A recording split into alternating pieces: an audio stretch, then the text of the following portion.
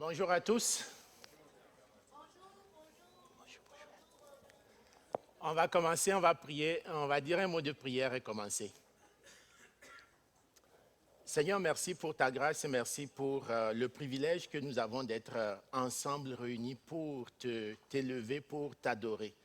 Nous sommes reconnaissants de ce que dans ta grâce, un jour, tu es venu sur la terre et tu as pris notre place, la place de la condamnation que nous méritions.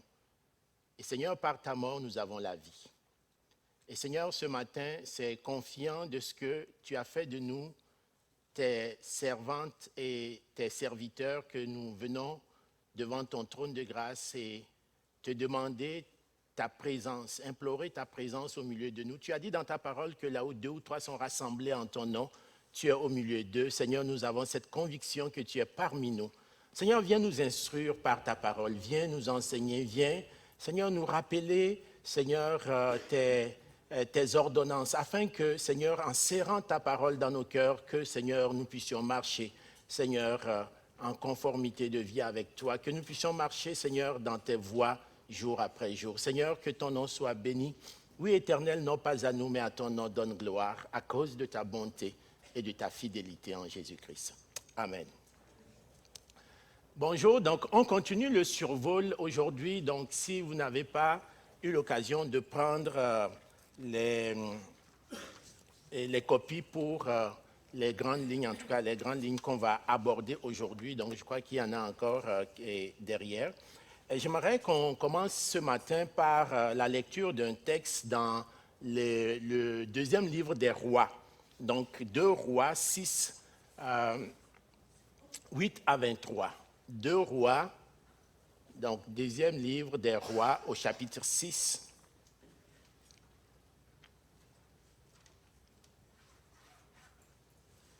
On va lire du verset 8 au verset 23.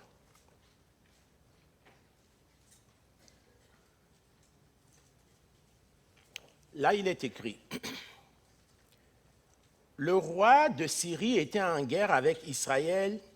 Dans un conseil qu'il tint avec ses serviteurs, il dit: Mon cas sera à tel endroit. Mais l'homme de Dieu fit dire au roi d'Israël: Attention, ne passe pas à cet endroit, car c'est là que les Syriens descendent. Le roi d'Israël envoya des hommes se tenir en observation à l'endroit que lui avait mentionné et signalé l'homme de Dieu. Cela ne se produisit pas seulement 1 ou 2 fois, si bien que le roi de Syrie en eut le cœur tout troublé. Il appela ses serviteurs et leur dit: Allez-vous enfin me dire lequel de nous est partisan du roi d'Israël? L'un de ses serviteurs répondit: Personne, mon seigneur le roi. C'est Élisée, le prophète qui est en Israël, qui rapporte au roi d'Israël les paroles que tu prononces dans ta chambre à coucher.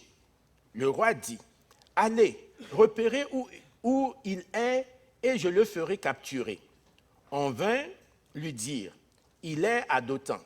Le roi de Syrie envoya des chevaux, des chars et une forte troupe qui arrivèrent de nuit et qui encerclèrent la ville. Le serviteur de l'homme de Dieu se leva de beau matin pour sortir de la ville et il vit qu'une troupe la cernait avec des chevaux et des chars.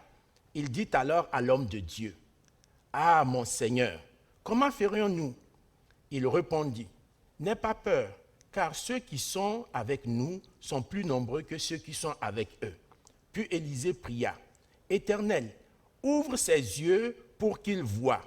L'Éternel ouvrit les yeux du serviteur et il vit la montagne pleine de chevaux et de chars de feu tout autour d'Élisée. Les Syriens descendirent vers Élisée. Il adressa alors cette prière à l'Éternel: Veuille frapper cette nation d'aveuglement. Et l'Éternel les frappa d'aveuglement conformément à la parole d'Élisée. Élisée leur dit: Ce n'est pas le bon chemin, ce n'est pas la bonne ville. Suivez-moi et je vous conduirai vers l'homme que vous cherchez. Ils les conduisirent à Samarie. Lorsqu'ils furent entrés dans Samarie, Élisée dit: Éternel, ouvre les yeux de ces hommes pour qu'ils voient. L'Éternel ouvrit leurs yeux et ils virent qu'ils étaient en plein milieu de Samarie. À leur vue, le roi d'Israël dit à Élisée: Faut-il les tuer, mon père? Élisée répondit: tu ne les tueras pas. Est-ce que tu mets à mort ceux que tu fais prisonniers grâce à ton épée et à ton arc?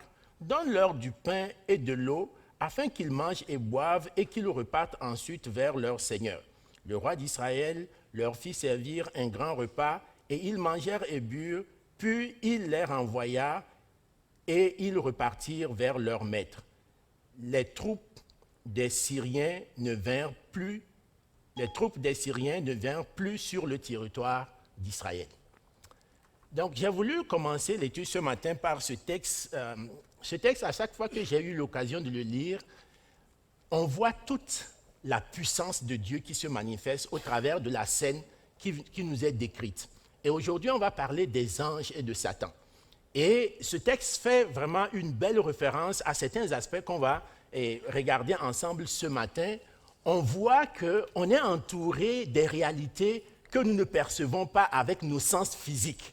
On est entouré de réalités qui certainement dépassent notre compréhension, notre entendement. Et quand on parle des anges et quand on parle de Satan, et on est vraiment dans ce degré de réalité où nous parlons des êtres, nous parlons d'éléments que nous ne pouvons pas percevoir avec nos sens physiques. Mais cela ne veut pas dire que ces choses-là n'existent pas.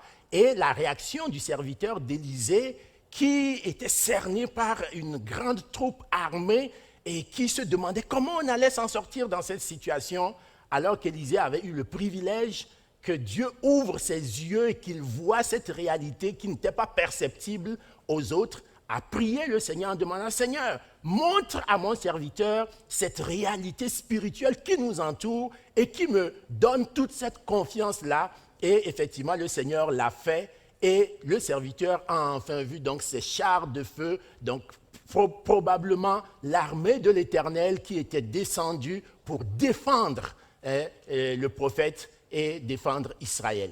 Donc c'est un peu de ces réalités qu'on va parler aujourd'hui.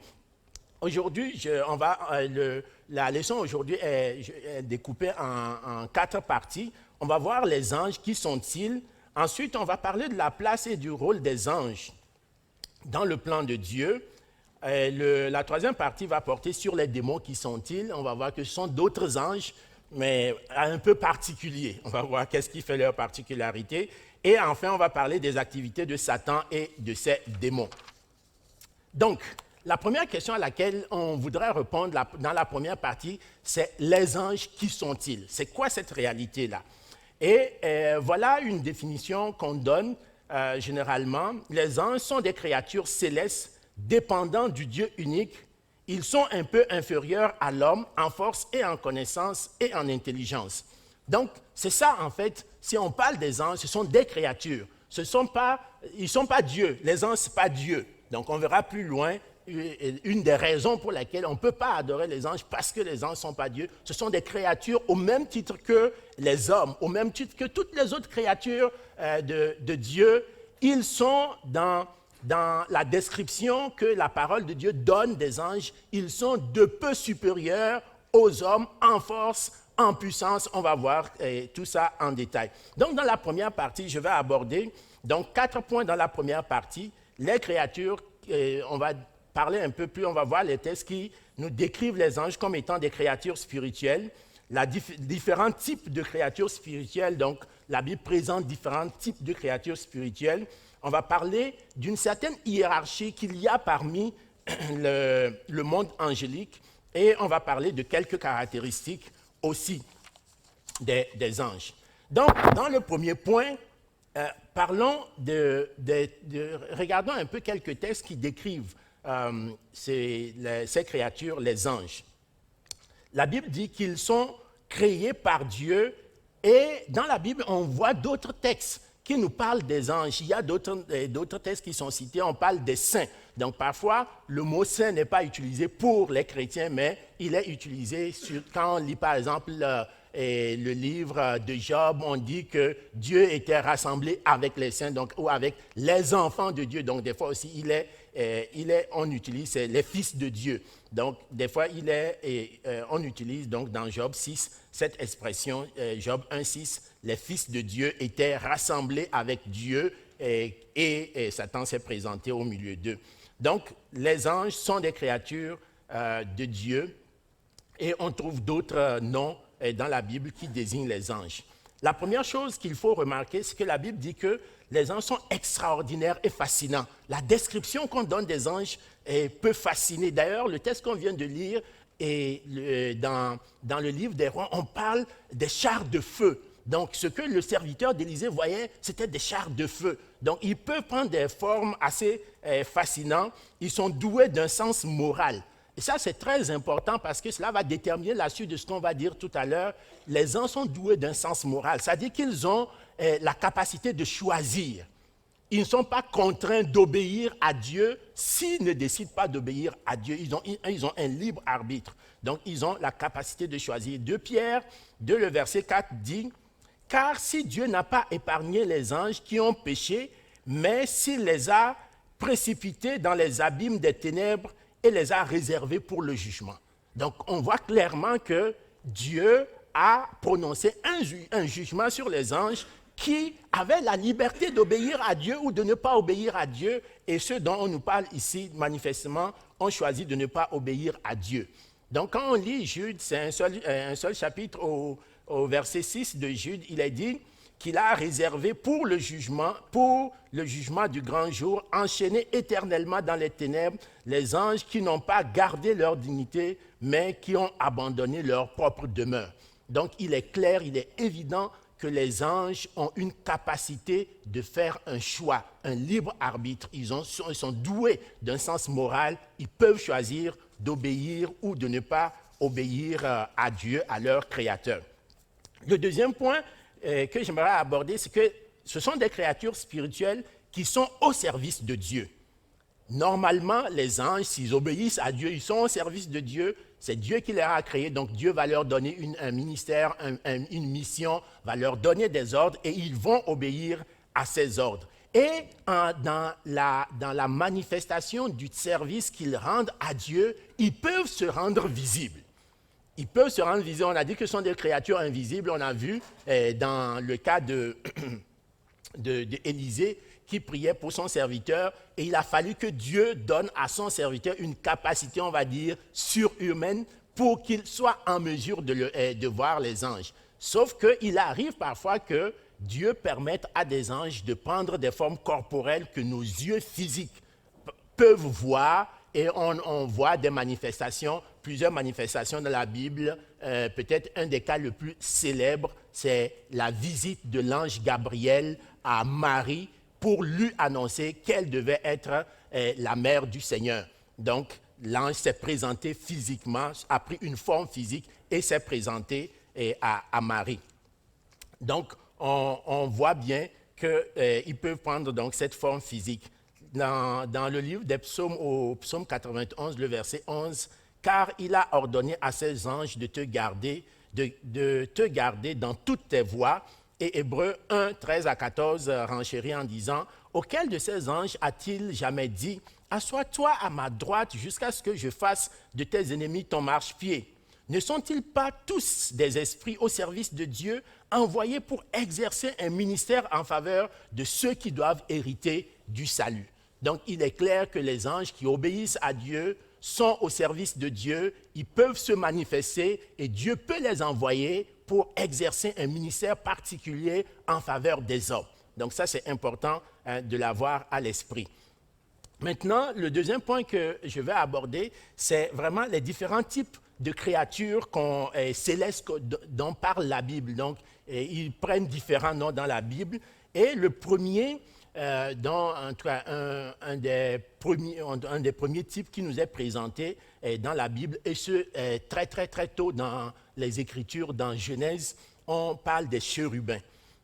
Et voici une définition que donne le grand dictionnaire biblique des chérubins. Les chérubins apparaissent comme des gardiens de la sainteté de Dieu puisqu'ils protègent des sanctuaires.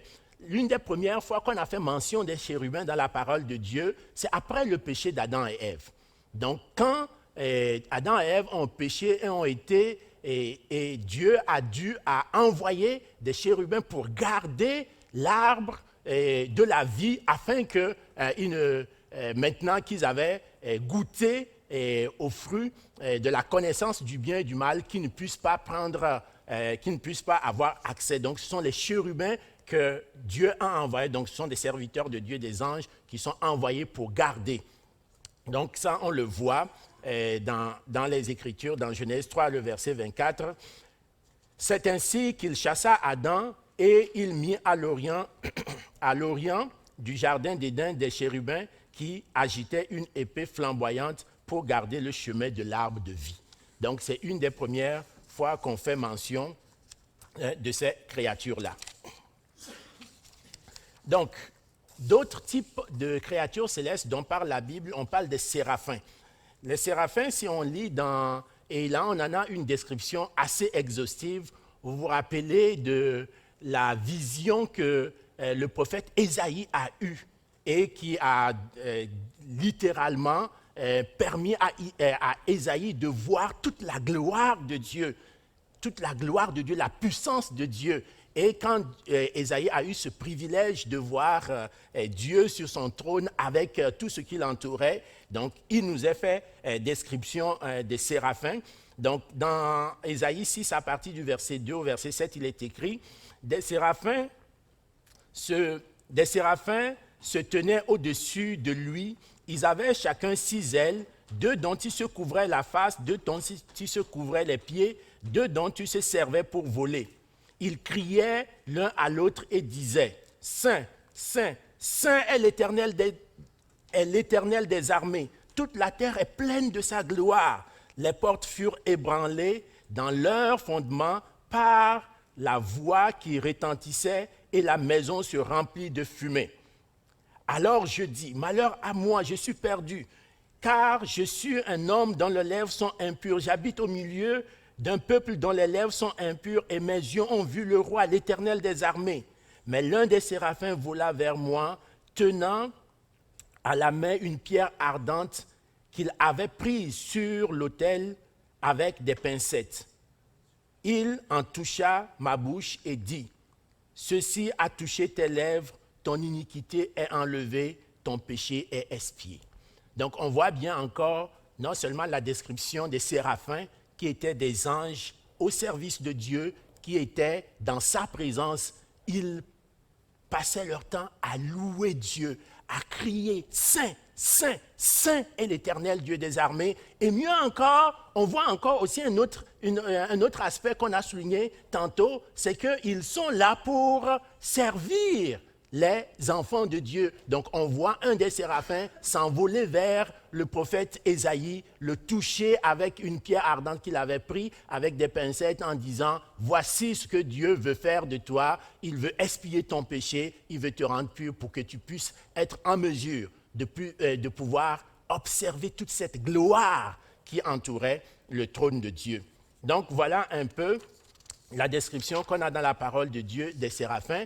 On a aussi d'autres, il y a d'autres aspects, d'autres types de créatures angéliques qui sont décrits dans la parole de Dieu. Un autre, c'est les êtres vivants. Donc, la parole de Dieu nous les rapporte sous le nom d'êtres vivants. Et quand on lit Ézéchiel, c'est un long passage, je vais le lire rapidement. Dans Ézéchiel 1, 5 à 14, il est écrit « Au centre encore apparaissent 4 animaux dont l'aspect avait une ressemblance humaine.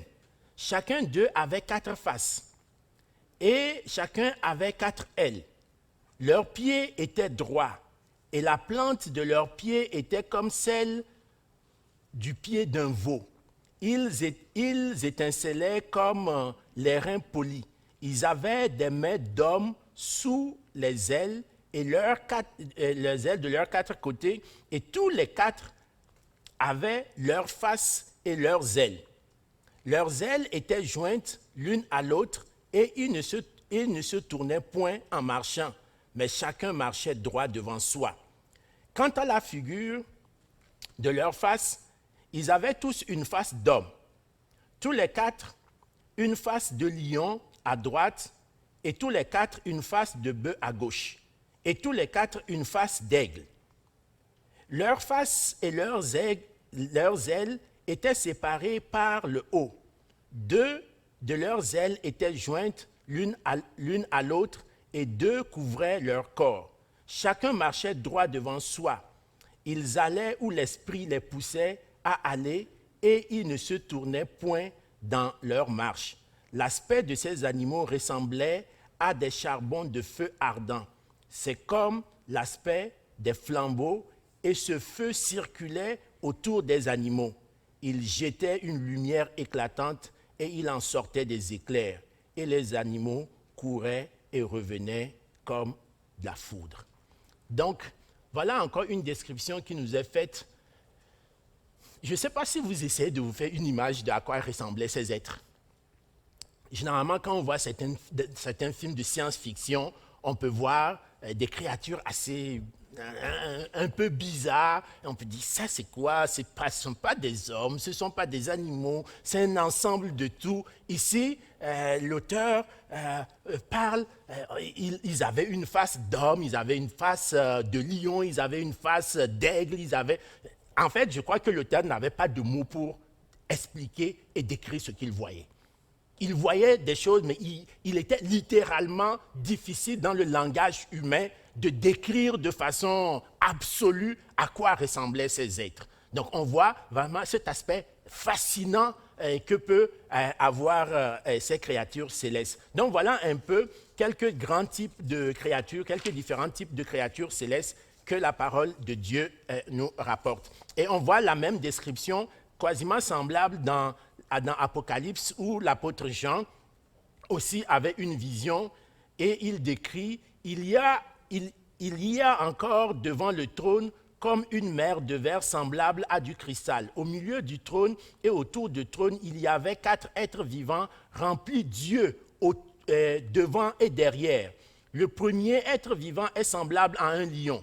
Le second être vivant est semblable à un veau. Le troisième être vivant a la face d'un homme. Et le quatrième être vivant est semblable à un aigle qui vole. Donc vous voyez, là, quand même, il y a une certaine ressemblance entre les deux textes qu'on a lus dans l'Ancien Testament, dans le livre d'Ézéchiel et ce que l'apôtre Jean a comme vision. Donc on se rend compte qu'il voyait à peu près les mêmes réalités. Chacun le décrit de façon assez similaire. Les 4 êtres vivants ont chacun 6 ailes. Donc ça, on vient rejoindre encore la description que le prophète Ésaïe donnait. Donc vous vous rappelez les séraphins qui avaient 6 ailes, 2 dont ils se couvraient la face, 2 dont ils se couvraient le corps, 2 dont ils se servaient pour voler. On voit encore la même ressemblance. Donc les quatre êtres vivants ont chacun 6 ailes et ils sont remplis d'yeux tout autour et au-dedans. Ça, c'est difficile à décrire, comment on est rempli des yeux autour et à l'intérieur. Donc, vous voyez, c'est vraiment des créatures assez fascinantes, assez spéciales. Ils ne cessent de dire jour et nuit, Saint, Saint, Saint est le Seigneur Dieu Tout-Puissant. Il était, il est et il vient. Et ça vient confirmer encore le fameux texte qu'on vient de lire tout à l'heure dans Ésaïe. Ésaïe, quand il a vu les séraphins, qu'est-ce que les séraphins disaient? Saint, Saint, Saint est l'Éternel Dieu des armées. Quand l'apôtre Jean a vu les anges autour du trône, il a vu exactement ces êtres vivants qui étaient en train de prononcer. Donc les anges, les créatures célestes de Dieu, les anges qui sont là, qui ont choisi d'obéir à Dieu, sont là pour l'adorer, le glorifier, le rendre toute la gloire. Donc ça, c'est vraiment clair dans la parole de Dieu, que les anges sont là au service de Dieu, ils sont là pour adorer Dieu, ils sont là pour accomplir un certain nombre de missions que Dieu leur confie. Le troisième point dans cette première partie, c'est la hiérarchie. On semble voir une certaine hiérarchie dans les anges. La Bible indique une certaine hiérarchie qui fait que les anges, on attribue un peu un rang et une dignité différente à certains anges. On voit clairement dans Daniel 10 au verset 13, le chef du royaume de Perse, donc c'est un récit que nous rapporte Daniel, m'a résisté 21 jours, mais voici Michaël, l'un des principaux chefs, est venu à mon secours et je suis demeuré là auprès des rois de Perse. Donc ça c'est un récit qu'on voit où on voit l'archange, on le verra plus loin dans d'autres textes, l'archange Michel qui avait donc comme une certaine hiérarchie, une certaine dignité spécifique. Donc on le voit dans Apocalypse 12, le verset 7 à 8. Et il eut guerre dans le ciel. Michel et ses anges combattirent contre le dragon, et le dragon et ses anges combattirent, mais ils ne furent pas les plus forts, et leur place ne fut plus trouvée dans le ciel. Donc on voit donc l'œuvre. Donc ici, les archanges semblent être des anges principaux et placés au-dessus d'autres anges. Donc c'est un peu la description qu'on voit dans Jude 1, verset 9.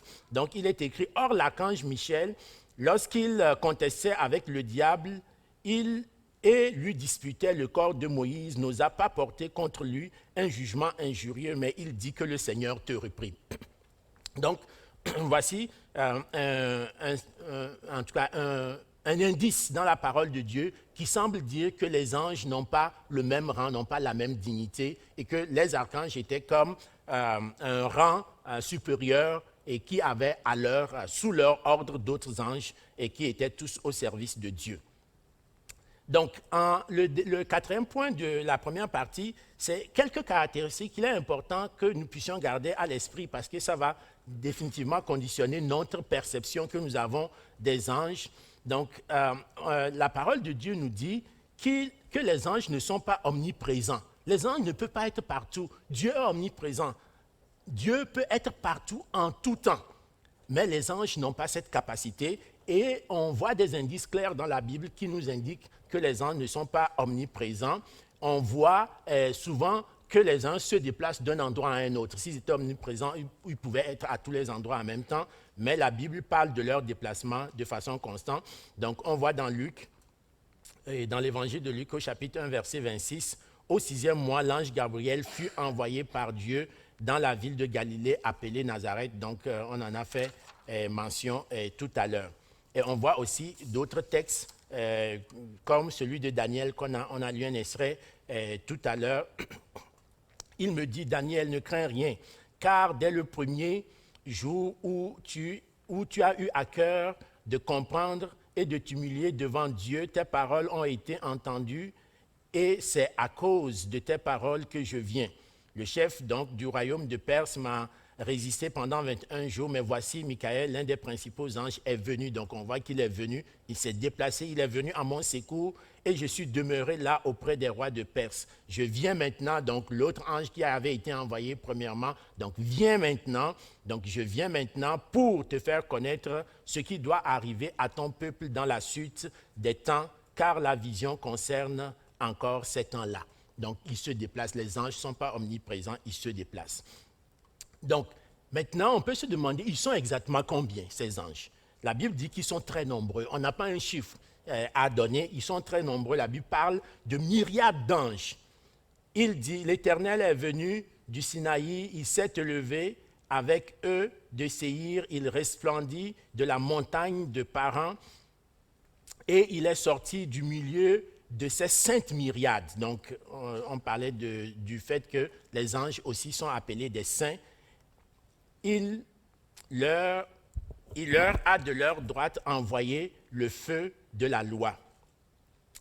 Le psaume 68, le verset 18 dit aussi, « Il est monté dans les hauteurs, il a emmené des captifs, il a pris en don des hommes, les rebelles habiteront aussi près de l'Éternel. » Donc ça, c'est un autre texte. Donc ça nous donne un peu un aperçu assez général de ce que Dieu fait avec ses créatures et des caractéristiques. Une autre caractéristique peut-être qu'il faut mentionner, peut-être parce que Jésus en parle quelque part dans Matthieu 22, le verset 30, c'est qu'en répondant à une question, Jésus a dit que les anges ne se mariaient pas. Donc, on voit le texte dans Matthieu 22, verset 30, « Car à la résurrection, les hommes ne prendront point de femmes et les femmes de mari, mais ils seront comme les anges de Dieu dans le ciel. » Donc, il semble faire une allusion. Donc, il y avait une question sur le mariage et à la résurrection. Donc, Jésus semble clairement indiquer que les anges ne se marient pas. Donc, voilà un peu qu'est-ce qu'on peut dire. Un dernier élément sur les caractéristiques.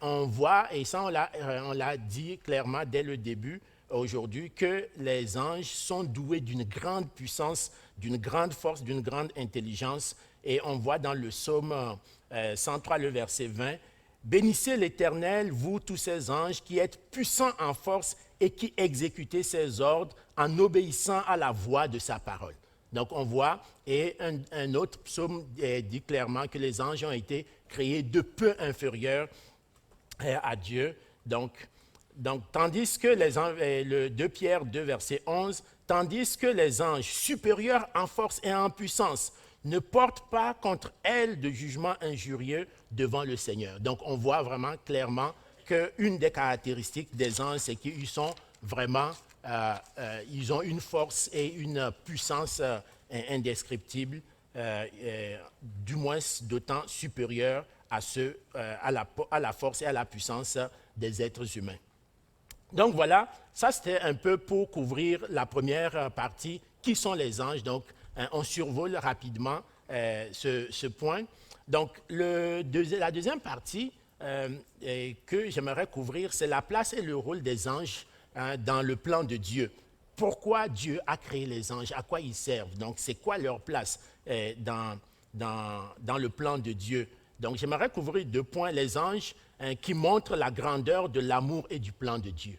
Donc c'est une des raisons pour laquelle Dieu a créé les anges. Et aussi, cela nous permet de voir quelle devrait être notre relation avec les anges, comme deuxième point. Donc les anges montrent la grandeur et l'amour du plan de Dieu pour nous.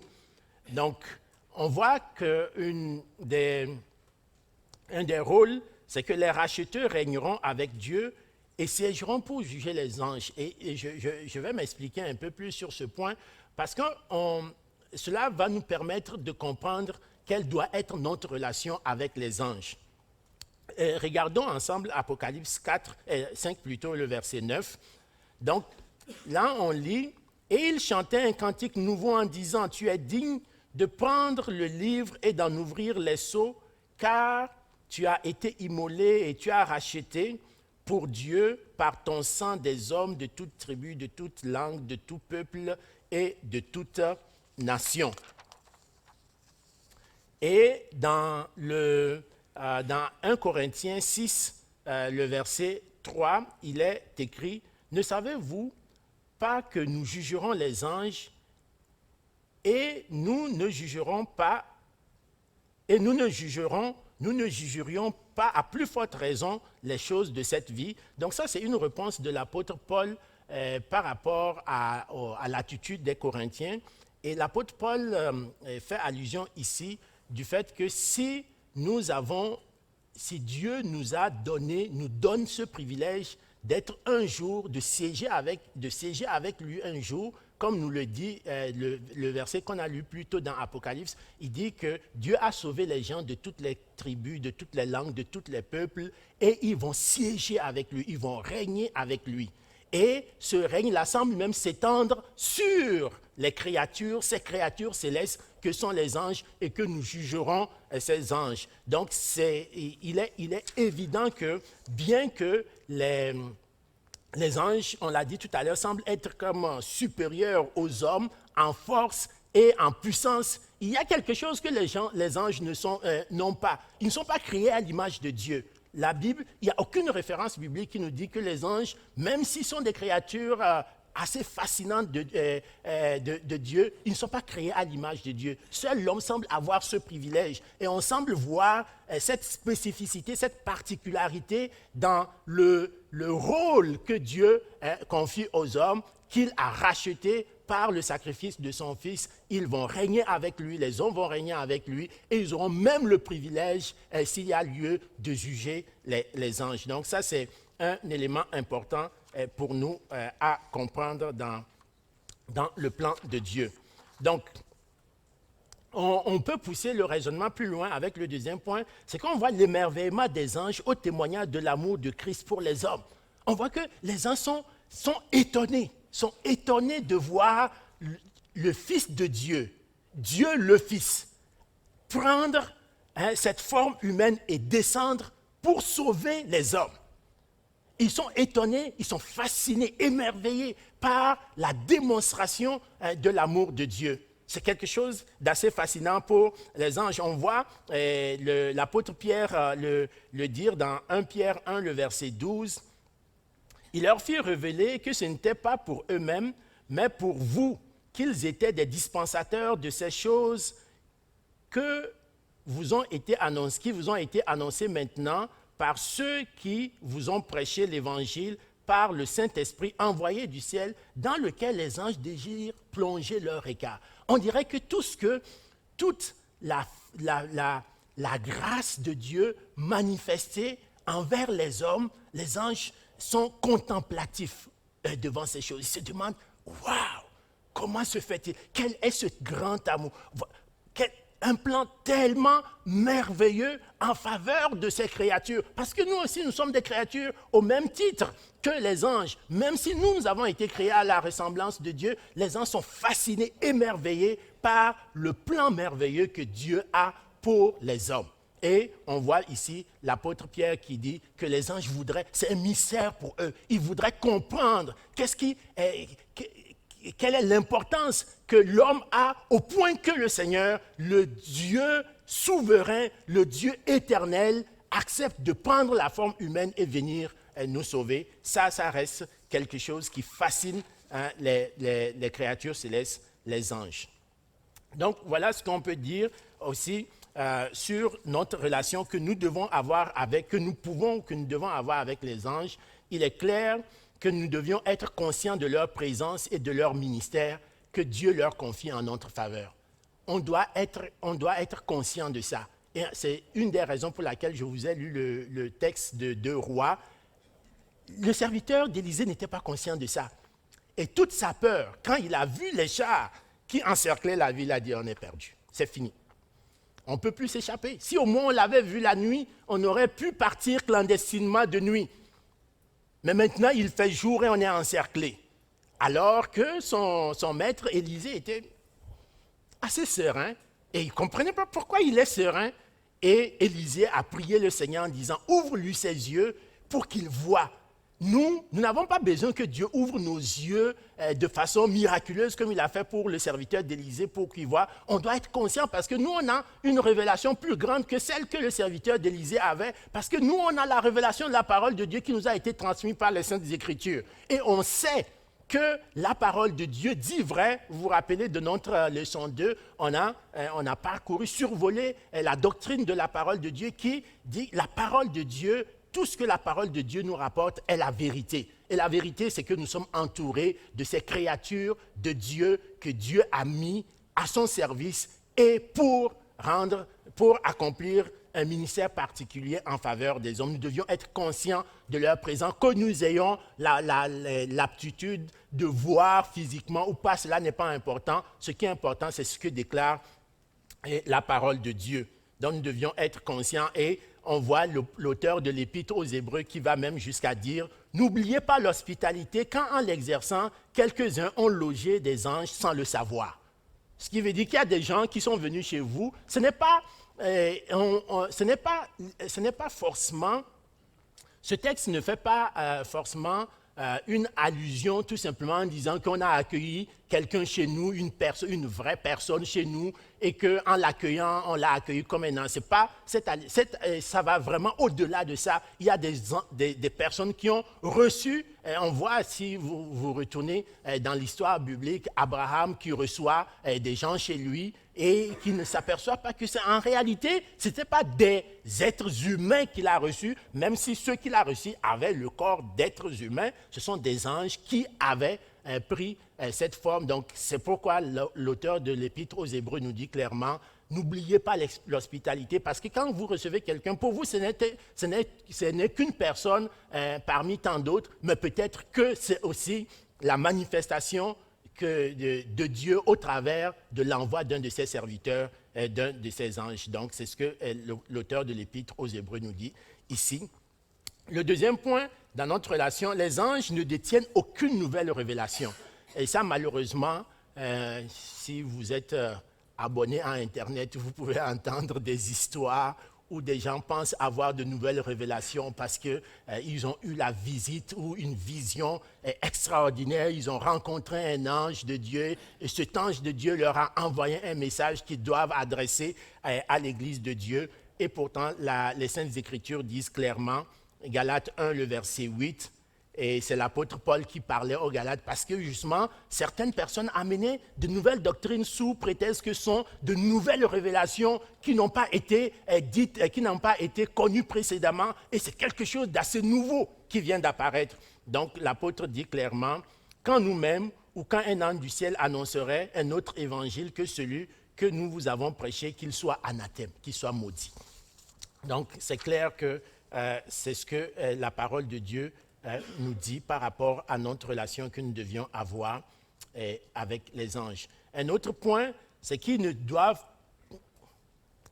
pas chercher à rentrer en contact avec des anges ou leur adresser des prières, comme on le voit malheureusement dans certaines communautés, ou leur présenter un culte quelconque.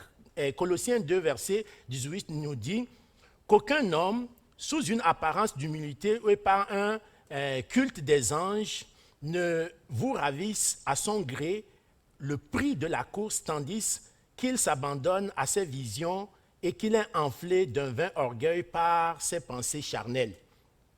Et on voit même une illustration dans Apocalypse où Jean avait vu un ange lui apparaître et il est tombé à ses pieds. Je tombais à ses pieds pour l'adorer, mais il me dit, garde-toi de le faire, je suis ton compagnon de service et celui de tes frères qui ont le témoignage de Jésus. Adore Dieu, car le témoignage de Jésus est l'esprit de la prophétie. Donc c'est clair qu'il n'y a aucun indice dans la Bible qui nous pousserait à rentrer en contact avec, à désirer rentrer en contact avec les anges, à moins que Dieu les envoie pour accomplir un ministère en notre faveur, c'est lui qui décide. Mais nous ne pouvons pas le faire, leur adresser une prière ou les adorer, leur offrir un culte quelconque. Et le dernier point de cette deuxième partie que j'aimerais souligner, nous devons faire preuve de discernement.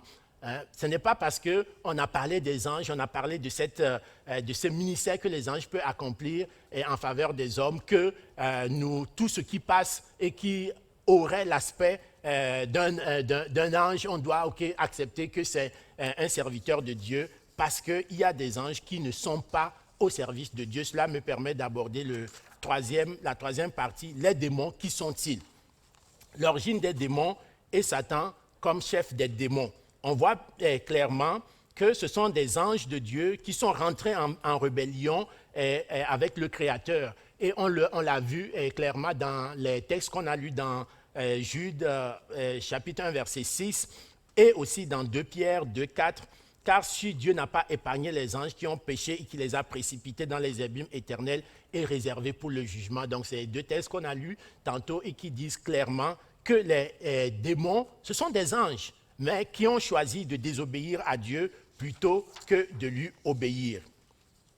Et on voit une description qui fait probablement référence à la chute de Satan.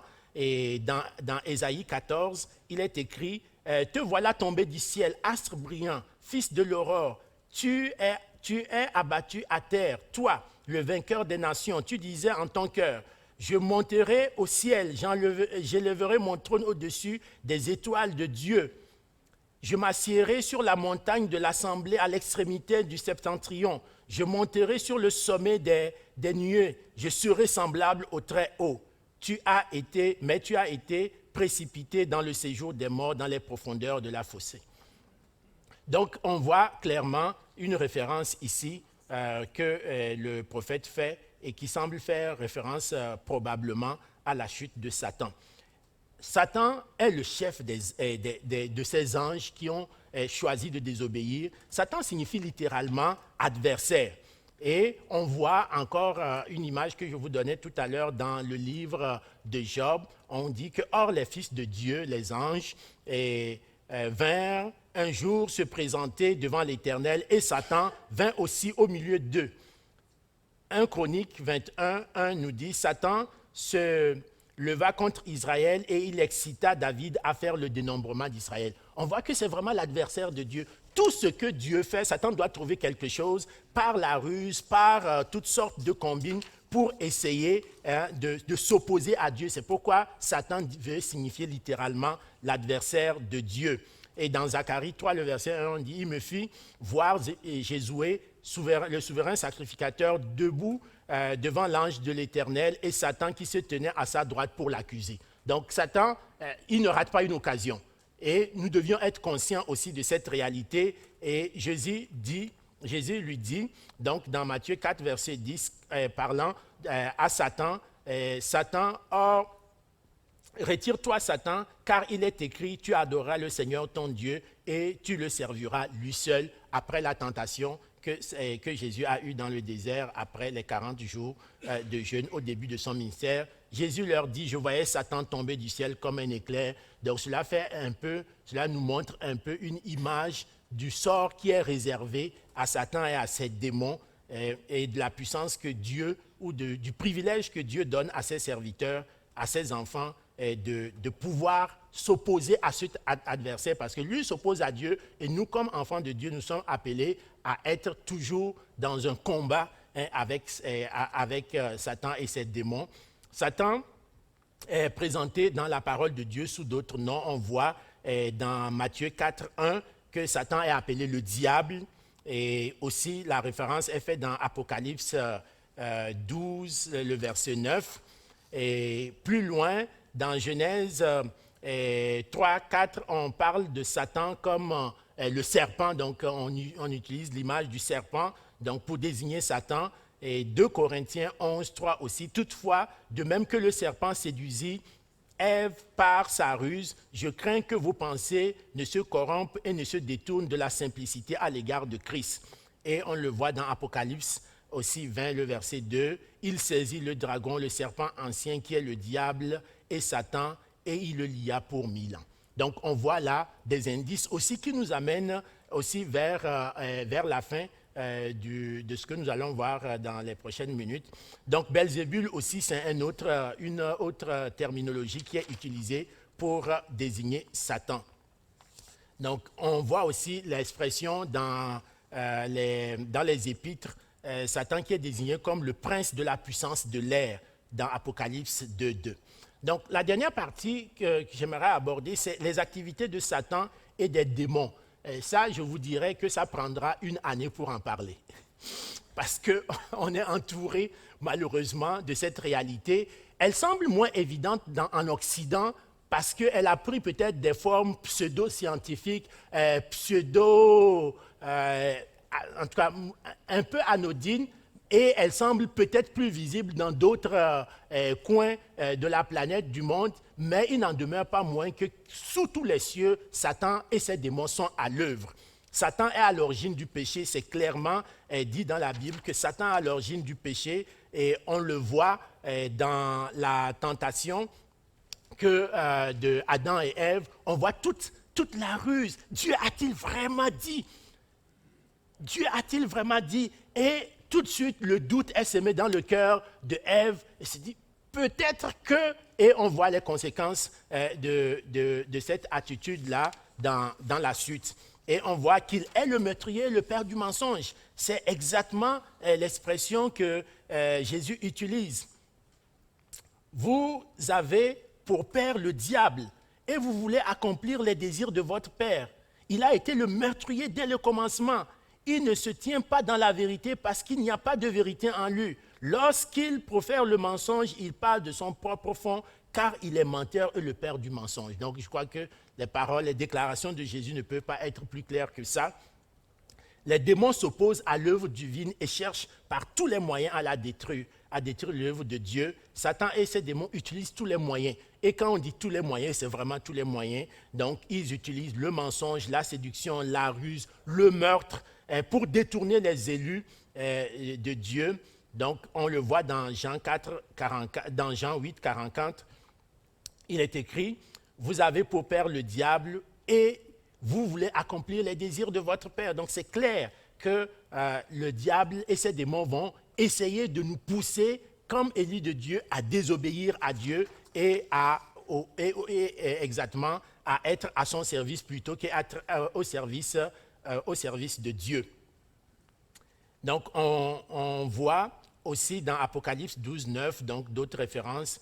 Cette référence n'est pas anodine. Donc, Psaume 106, le verset 37, « Ils sacrifièrent leurs fils et leurs fils aux idoles. » Donc, vous voyez, Satan va jusqu'au meurtre, faire des sacrifices humains ici, littéralement, qu'on voit dans la parole de Dieu. Donc, Satan va donc demander des sacrifices humains pour son plaisir.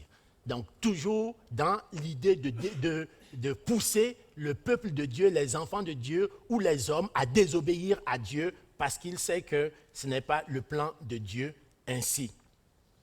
Par contre, la bonne nouvelle, et j'aimerais terminer là-dessus, c'est que le pouvoir de Satan et de ses démons est limité.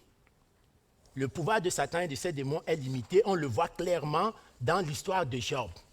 Donc, oui, Dieu a permis à Satan de s'en prendre aux possessions de Job et même de s'en prendre physiquement à lui, mais il lui a toujours mis, à chaque occasion, il lui a toujours mis une limite. Donc, il y a une limite, et on doit garder cela à l'esprit, et cela nous amène à voir qu'aujourd'hui, ce n'est pas superflu de parler de Satan, et peut-être que nous aurons l'occasion dans une autre série de parler vraiment de notre attitude en tant que chrétiens, ce que nous devions faire comme chrétiens pour être en mesure de lutter contre toutes les actions mauvaises qui nous entourent et qui viennent de Satan et de ses démons. Et donc, j'aimerais finir avec le dernier point, comment le chrétien doit lutter contre Satan et ses démons. Le chrétien doit prendre conscience qu'il est engagé dans un combat spirituel. Lisez Éphésiens 6, le verset 10 à 12. On dit que nous n'avons pas à lutter contre la chair et le sang. Ce n'est pas contre les gens qui nous entourent, mais c'est contre les principautés et c'est contre les puissances des ténèbres, donc représentées ici par Satan et ses démons. Les chrétiens doivent se garder loin du péché. C'est le meilleur moyen, c'est de ne pas se laisser corrompre par le péché, et cela passe généralement par la méditation de la parole de Dieu, par une vie de prière, la méditation de la parole de Dieu. Et enfin, si cela est nécessaire, le chrétien doit résister au diable qui se manifeste. Donc toute manifestation physique du diable, il peut arriver que le diable se fasse une manifestation physique, on l'a vu pendant le ministère de Jésus. Donc, le chrétien doit pouvoir prendre autorité à ce niveau. Et cela n'est souvent pas possible quand on vit seul. Il faut vraiment une vie en communauté. Donc, l'Église, généralement, c'est le meilleur moyen. Donc, le fait que nous sommes attachés à une Église qui enseigne et pratique la parole de Dieu nous garde des pièges de l'ennemi. Donc, cela est important. Et on doit prendre autorité sur toute manifestation démoniaque, mais en restant centré sur la parole de Dieu. Donc voilà un peu survolé. Donc comme je vous disais, ça prendrait 3, 4, 5 leçons au minimum pour essayer de couvrir en profondeur chaque aspect.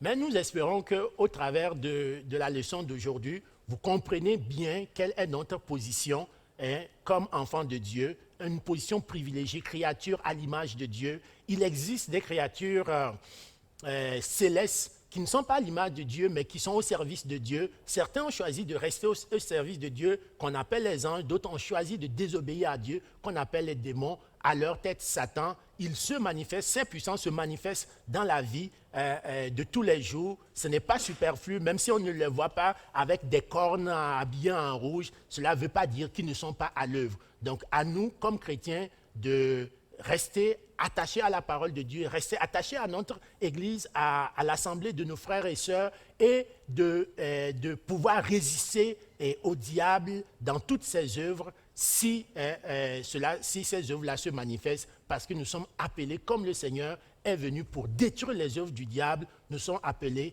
à marcher à sa suite. Donc, bien-aimés, voilà un peu le survol du cours d'aujourd'hui. J'espère que cela va vous pousser, à partir de vos notes, à aller lire davantage autour des textes qui sont dans les notes pour que nous puissions continuer par nous instruire ensemble à cet effet. Prions.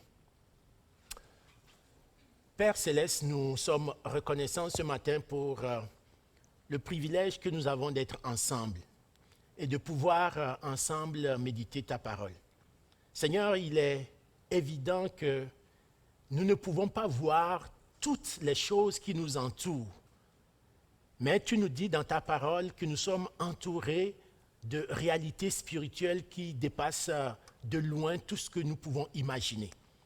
Et parmi ces réalités spirituelles, il y a tes saints anges qui sont à ton service et qui tu envoies en permanence exercer un ministère en notre faveur. Mais il y a aussi Satan et ses démons qui ne ratent pas une seule occasion pour nous éloigner du plan divin que tu as préparé, ceux d'avant le commencement des temps, pour tes élus. Mais Seigneur, nous sommes convaincus ce matin, par ta grâce, que tu nous as donné comme enfants de Dieu, nés de nouveau, tu nous as donné l'autorité sur toutes les puissances des ténèbres. Tu as dit que tu nous donnes cette autorité, nous pouvons marcher contre toutes ces puissances et les vaincre, pas parce que nous avons une puissance en nous, mais parce que la puissance vient de toi.